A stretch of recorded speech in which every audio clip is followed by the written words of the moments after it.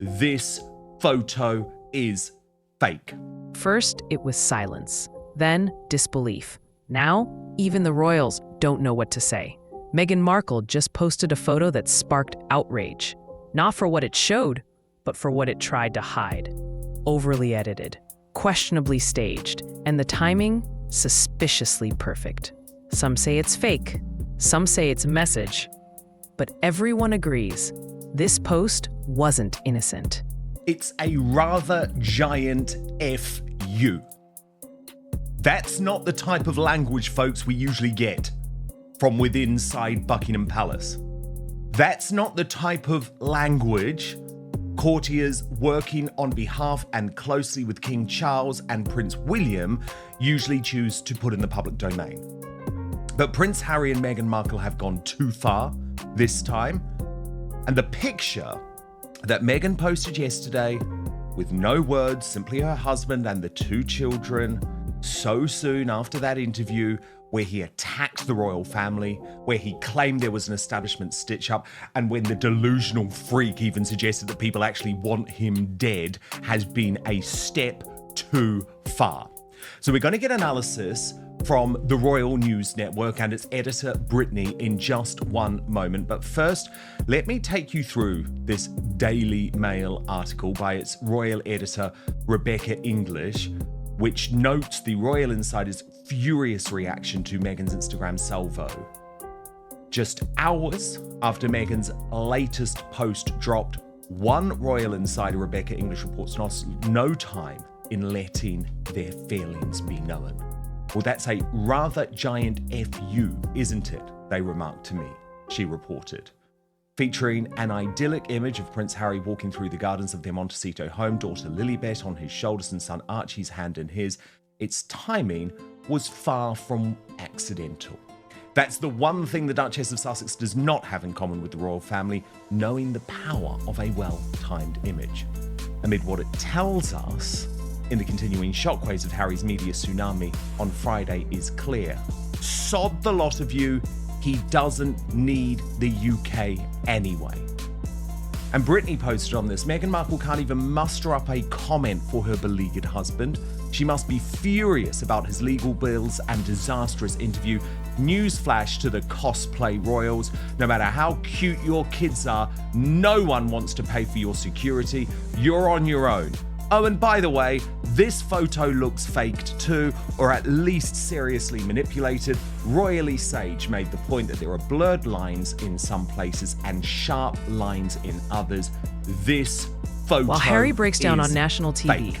begging for family unity, Meghan drops a picture that looks more like a Vogue cover than a family moment. Royal insiders immediately noticed the glaring issues. Shadows that don't match, blurred edges near the kids, skin so smooth it could pass for plastic. Experts are whispering, was this AI? Was it even taken that day? It's not just bad taste, it's deception, dressed up as a family photo. Astonishing 30-minute chat to the BBC from California, where he is now based, came without any warning to Buckingham Palace or the King, who has been having cancer treatment for over a year. The outburst came hours after Court of Appeal judges ruled out Harry's bid for taxpayer-funded armed protection that he lost when he quit royal duties in 2020.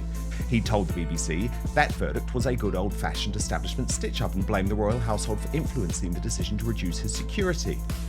Moments before the broadcast, sources close to the King had told The Sun of Charles's frustration that Harry's supporters suggested his father doesn't care about Harry's family. Insiders had also suggested a possible way forward between the pair depended on Harry's reaction to the court loss. Minutes later, they got their answer as Harry again raged against the state, the royal household, his father, brother William, and stepmother Camilla. Speaking before Harry's TV meltdown, the source told The Sun, the King is at heart a loving and generous man. That love has been sorely tested by this case and so many other issues over recent times, but there is now a chance for his son to move forwards rather than dwell on past grievances. From his father's perspective, the door has been shut by necessity, while this painful issue played out through the proper judicial channels, but it has not been locked forever, nor the key thrown away. So Brittany, that's where Buckingham Palace stood before the interview. Then Harry goes on the British Bashing Corporation. Very interesting. He chose the BBC given their previous interview with Princess Diana, Martin Bashir. William's furious with the corporation as a result. He went on the BBC, Brittany, and says this. There have been so many disagreements, differences between me and some of my family. This current situation that has been ongoing for 5 years with regard to human life and safety is the sticking point. It is the only thing that's left. Of course, some members of my family will never forgive me for writing a book. Of course, they will never forgive me for lots of things. But, you know, there is. I would love reconciliation with my family. There's no point in continuing to fight anymore. As I said, life is precious. I don't know how much longer my father has. He won't speak to me because of this security stuff. But it would be nice to reconcile. But Brittany, there was a chance of reconciliation, and that interview threw it all away. It definitely did, because what Harry did, of course, is go on and on and on about how this is basically all his father's fault and in part the government's fault, when Charles really doesn't have any control over this. Ravik is the one who determines who gets security and who doesn't. And Harry seems to think that just because he's a prince, he's automatically entitled to full-time security protection whenever he wants, in any country he wants. But that's not the case. There's a lot of royals out there with titles who don't get this level of security, and this was always going to happen to him. And so in reality, this whole thing is just a giant temper tantrum, because he's sort of getting hit with reality, which was that this was always going to happen. Harry and Meghan were always going to get their security stripped down at some point. And he just seems to cruelly, I think, blame his father, as if his father doesn't love him, want to protect him, and those sorts of things, when this is an issue of state. Taxpayer dollars are expended to help protect the royals, and the government is responsible to those taxpayers to justify who they're giving this security to. And it just can't be Harry and Meghan. This post didn't just look enough staged. To the system it anymore. Was staged.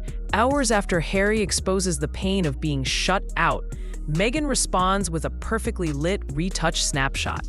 And here's what's worse. No mention of Harry's interview. No caption. Just Meghan's usual vibe, unbothered, filtered, and flawless. Insiders say the palace is fuming, calling it a calculated embarrassment. And the real sting? Meghan knew the world would notice, and she did it anyway. Very interesting to me, and I watch coverage of the royal family as much as I watch the royal family itself, is that the language is changing, Brittany. There is a real turn from within the palace. It's almost like, okay, Harry, you're going to play dirty. We can play dirty too.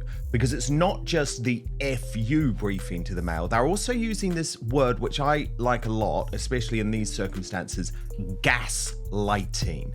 And they say here that it's the withering verdict on Harry's truce-ending broadside, as they tell Rebecca English of King's Pain, and that the royals will now never forgive him. Now, let me just remind everyone, the way the Daily Mail works, I worked there, of course, for a good couple of years before launching Outspoken. The Mail will only take official briefing from via the palace. That is how it works. The head of King Charles's media operation, Tobin Andre, was previously deputy editor, a very senior executive at the Daily Mail. You know, I like just being honest with people, Brittany, about how it all works. I believe the media don't like to report on all of those links, but I think it's important that I tell people the truth about how these situations work. So trust me, this is coming directly from the royal family. And this is how the article reads. At the end of the day, it's his truth. And when it comes to recalling his childhood as he sees it, he has every right to say what he experienced, they said. I still maintain, for the sake of the family, his family, he should never have written that bloody book. But I also can't entirely disagree with his decision to do so. But even those more sympathetic to his cause believe his latest legal battle, and in particular last night's extraordinary BBC meltdown, has crossed a line. Harry's decision to fight his father's government in the very courts that dispense justice in the monarch's name has been more than a financial and PR disaster for the prince. It has proved to be a personal catastrophe that has driven more of a wedge between himself and Charles than any backstabbing memoir or tell-all television series. The monarch, I am told, has effectively been too fearful of speaking to his son for the past 3 years in case anything he said was used as part of Harry's case, thereby sparking a constitutional crisis. Charles has also found it particularly hurtful that sources close to the prince have gone so far as to suggest he could get to see his grandchildren again if only he were to step in and reinstate the family's security detail full-time in the UK. And of course, Brittany, it was a bribe. It was an absolute bribe. And I will back up that reporting, and regular viewers of Outspoken will know I have reported quite literally for years that the reason why Charles and William initially cut contact was because they were so terrified of their comments either being used in court or being used in the media, being leaked to people. Remember at the time, Brittany, it was like Gayle King and Oprah Winfrey. There was like a direct line to those two and Prince Harry, or more likely Meghan. And even after Prince Philip and the Queen's funeral, Charles and William, and how shocking is this, Brittany, they would not be on their own with Harry. He wanted to meet one-on-one. They refused because they knew there had to be another witness there. So in case Harry said, oh, Charles said something racist, or, William threatened this, the other one would be able to back them up and say that didn't happen. So this isn't a new thing, but I guess the point is, once Harry actually turned this into a legal case, not versus a newspaper, Brittany, not versus an individual, but versus the King's government, it ratcheted up the potential importance of why Charles Let's not act like this is new. Meghan's PR playbook is all about illusion. Control the narrative, control the lighting, and if needed, erase the flaws. But what happens when the illusion falls apart? This isn't about editing a zit.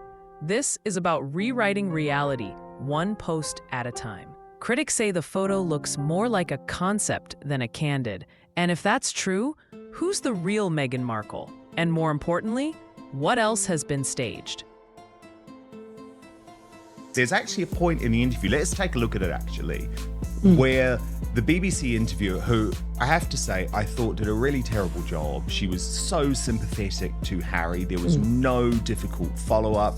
It was just like, oh, I've got a royal in front of me, I'm going to go along with his narrative, whereas actually nothing was off limits, we're told. So she needed to challenge and question and poke holes in the argument in a way that Oprah Winfrey didn't do, in a way that Tom Bradby didn't do, in a way that Anderson Cooper didn't do. But again, it's the BBC. We know why Harry chose the BBC. It was always going to be softball because the BBC is trying to get back on side with Harry because of the fallout over the Diana Panorama interview. Anyway, have a look at what happened when she asked very specifically in regards to... Father is ill with cancer. Will you continue to visit him alone without the family? Where does this leave things moving forward, the ability of your children to see their grandfather? Life is a precious thing, and I'm acutely aware of the fragility of that. I can only come to the UK safely if I'm invited.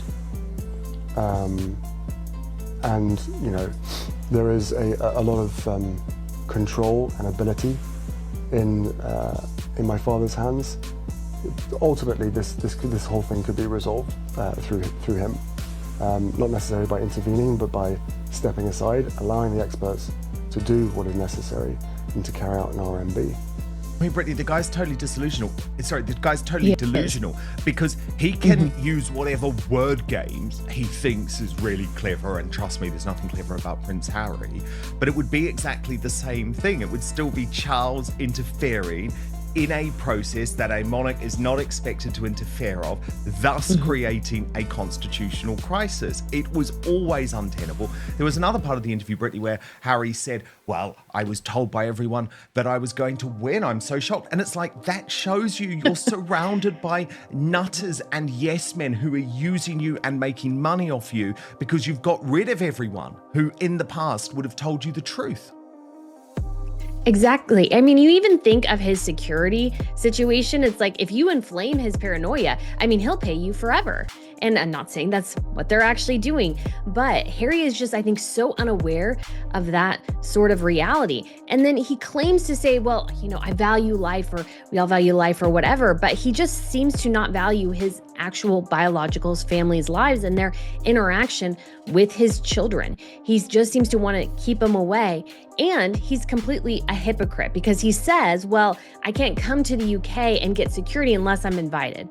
Well, they've been invited plenty of time to things and they don't go. So that's another, you could say, lie there, because he could have taken his kids to the coronation. They would have been protected under the apparatus of the broader security effort for the coronation and could have been able to attend, maybe like view things from Buckingham Palace and those sorts of things. But no, he had to fly home immediately to go and see his family. So again, I think he's completely lying there. It's complete BS. And Harry is just being, I think, very cruel to his father in so many ways here.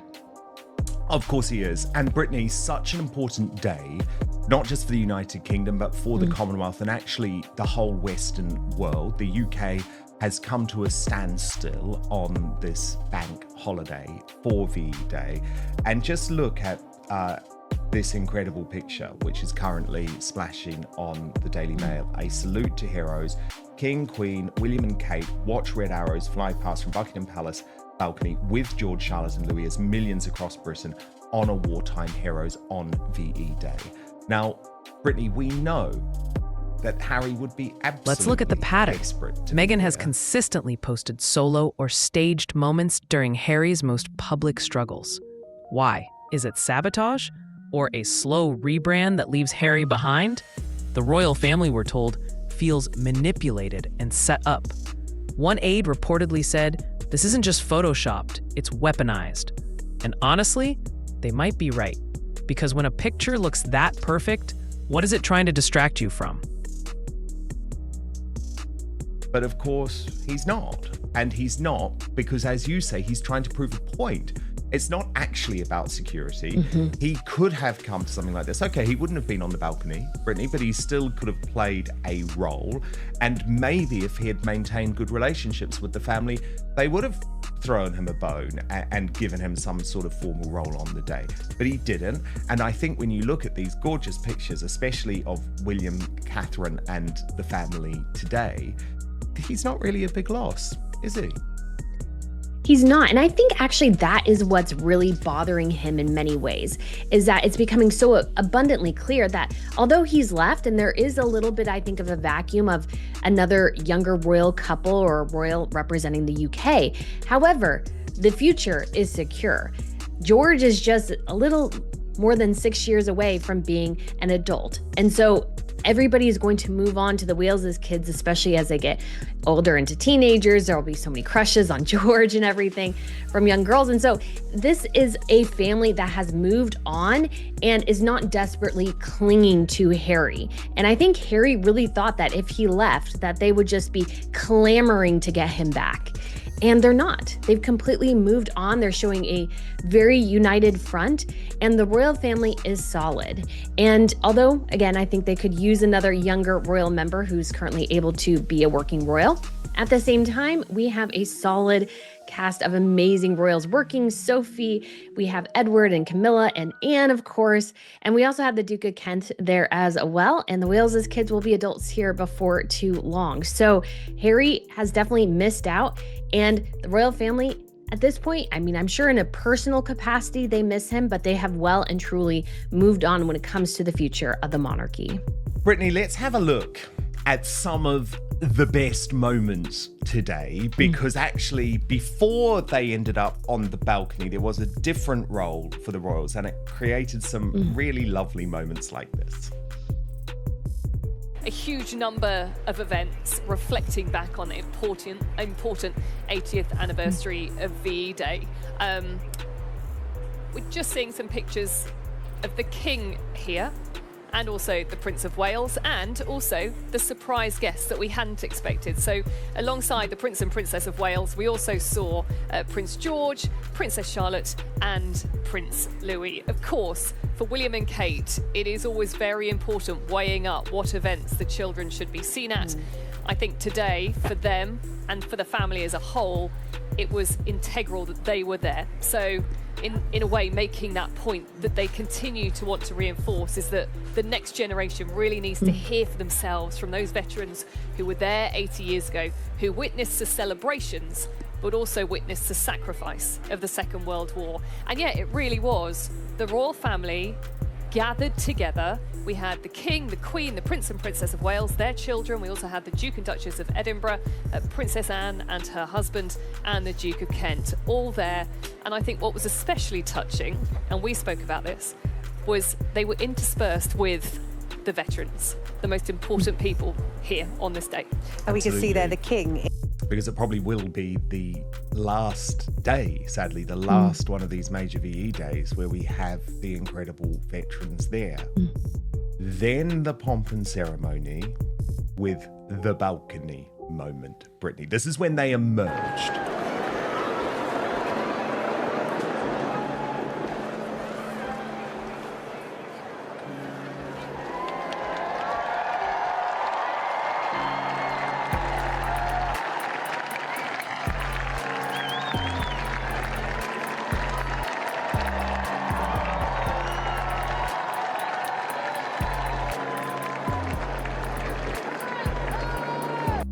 Brittany, it is all building up to that moment of the fly past, which is just so amazing. I think we should just take it in.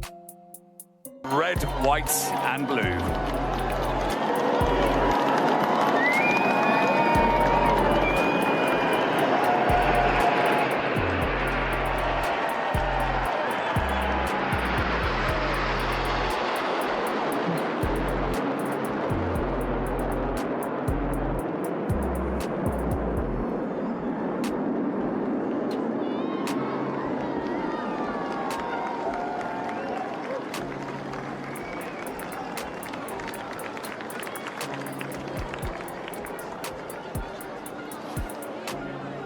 And the smoke hanging over London there as the King and Queen have taken that great salute from the Royal Air Force of yesteryear, the Lancaster, and those aircraft which have continued to say, we salute what was given to us in 1945, the immense privilege of peace, as the national anthem is played at Buckingham Palace.